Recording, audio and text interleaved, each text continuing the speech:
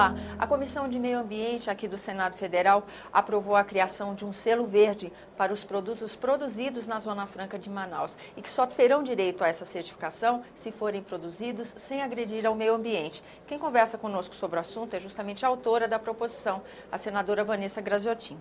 Senadora, obrigada aqui pela sua presença. Coisa super importante, iniciativa importante, até para agregar valor aos nossos produtos em mercado externo, né? Sem dúvida nenhuma, esse esforço que a gente vem fazendo já há muito tempo, que é de mostrar não só ao Brasil, mas ao mundo inteiro, que o papel que a Zona Franca de Manaus cumpre também na preservação da floresta amazônica. Ainda bem que o maior estado brasileiro, a maior unidade da federação é o estado do Amazonas, que tem 1,5 milhão de quilômetros quadrados, portanto, uma parcela importante, uma fatia importante da Amazônia brasileira. E é esse o estado que alcançou o maior nível de preservação.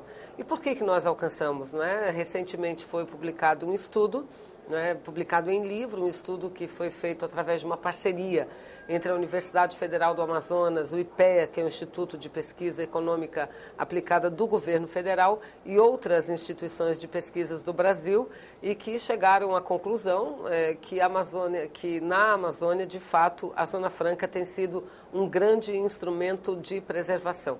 Então, baseado nesses estudos científicos, repito, eu apresentei a proposta de o Brasil estabelecer um selo verde também para os produtos oriundos da Zona Franca de Manaus, e hoje nós conseguimos aprová-lo na Comissão de Meio Ambiente. E na comissão também, o que foi aprovada, a proposta da senhora relatada, ela ampliou o alcance do selo verde, né?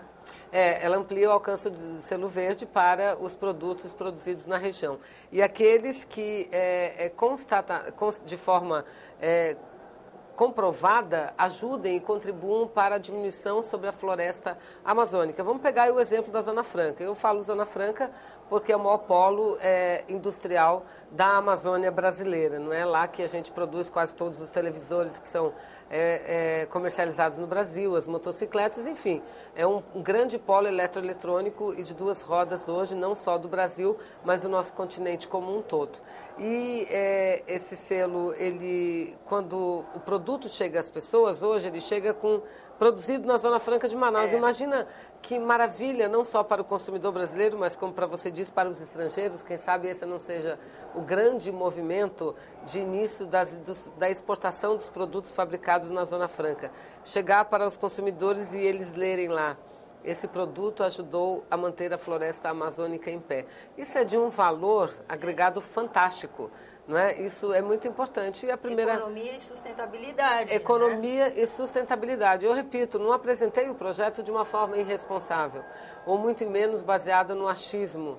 Não, nós nos baseamos num estudo científico que existe, numa publicação muito importante, que comprova textualmente o papel que a Zona Franca cumpre em relação à diminuição da pressão sobre a floresta. E assim, todos os outros empreendimentos industriais instalados na região que cumpram os critérios ambientais estabelecidos pelo CONAMA, eles deverão ter um selo verde de preservação da Amazônia. Senadora, no mesmo dia que o selo verde foi aprovado na Comissão de Meio Ambiente, também foi aprovado em comissão temática um projeto que permite o plantio de cana-de-açúcar em regiões já desmatadas da Amazônia. E essa é uma proposta controversa, né? Olha, é controversa, óbvio, porque o mundo inteiro tem os seus olhos voltados para a Amazônia. Então, o que eles esperam da gente é que não se faça nada na região. Agora, eu acredito que nem sempre o caminho mais correto é o caminho mais simples. Você não pode, numa canetada, por decreto ou por lei, dizer na Amazônia você não pode plantar soja, você não pode plantar cana, você não pode isso e aquilo. O que você tem que fazer em relação à região é, a partir de um estudo, de um mapeamento econômico, um mapeamento, fazer o zoneamento ecológico-econômico, você dizer o que pode e o que não pode. Então, você tratar a região amazônica como se fosse um todo único, igual, não é. Não é um todo único igual. Biomas são diferentes. Nós temos no vizinho estado de Roraima, em relação ao meu Amazonas, uma área imensa de campos naturais. A gente viu mesmo durante a demarcação da terra indígena Raposa Serra do Sol, uma grande polêmica e um conflito entre os arrozeiros, os agricultores que plantavam arroz, e os indígenas. Nunca a polêmica foi porque eles estavam lá plantando arroz, nunca. A polêmica é porque eles estavam utilizando as terras indígenas. E onde já se viu plantar arroz? Na Amazônia. É porque lá são campos naturais e áreas propícias para isso. Então, eu sou mais adepta ao zoneamento ecológico econômico, e é uma legislação natural que diga, que estabeleça os limites claros. Agora, é óbvio, se a gente não tem condições de fazer isso, melhor é dizer não.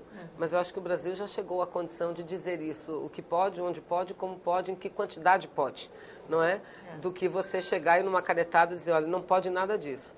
Porque é tratar desigual de uma forma igual, o que leva a uma distorção muito forte, muito grande. Com certeza. Senadora, eu tenho que aproveitar a sua presença aqui, porque sua agenda é muito atribulada, deixa pouco tempo para as nossas entrevistas. E eu gostaria de conversar com a senhora sobre a Comissão Mista de Mudança Climática, que desde que a senhora assumiu a presidência, infelizmente, nós não conseguimos falar nesse assunto, porque ela já está realizando uma série de audiências públicas e discutindo temas pertinentes ao Código Florestal, à preservação ambiental, não é isso? Perfeitamente. Nós estamos realizando audiências públicas semanais, a maioria delas aqui em Brasília, mas algumas nas regiões. Já estivemos em Manaus debatendo, na cidade de Manaus, o pagamento sobre os serviços ambientais, que é um projeto de lei, aliás, vários, que tramitam no Congresso Nacional.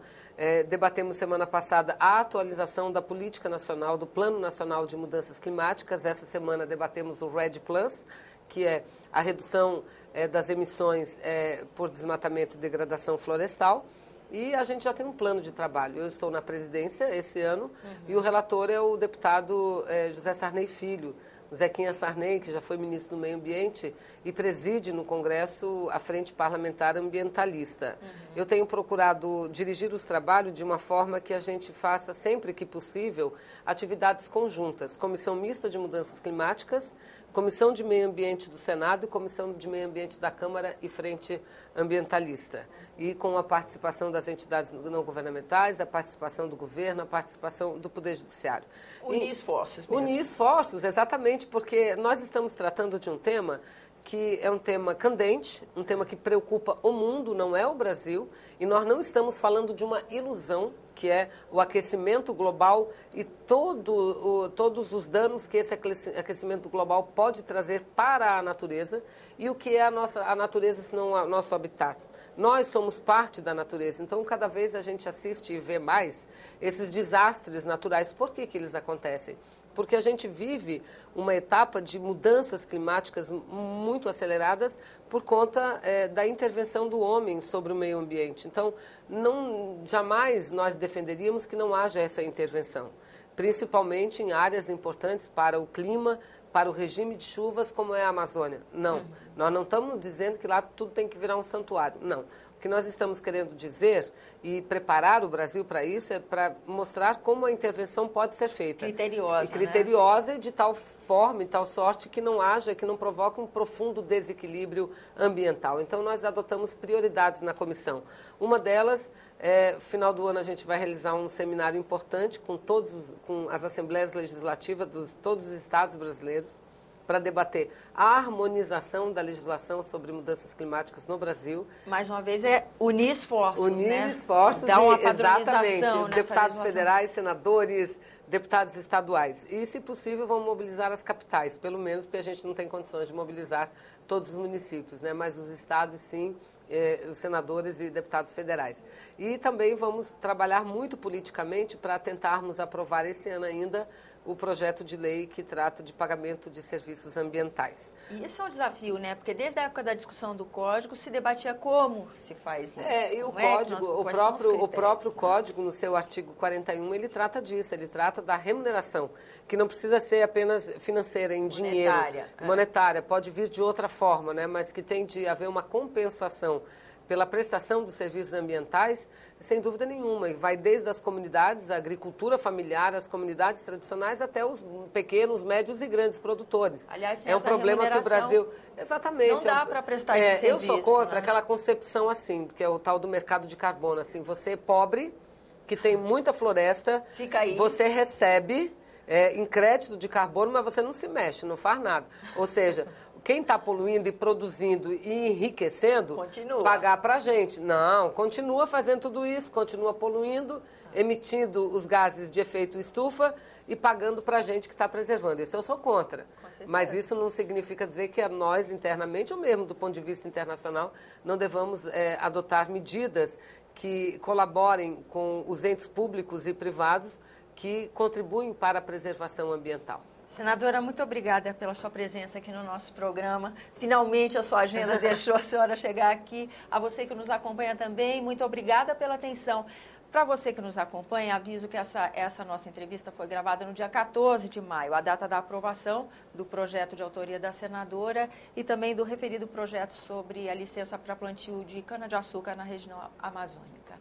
Se você quiser entrar em contato conosco, ligue para 0800 61 2211, ligação gratuita, ou acesse www.senado.leg.br/TV.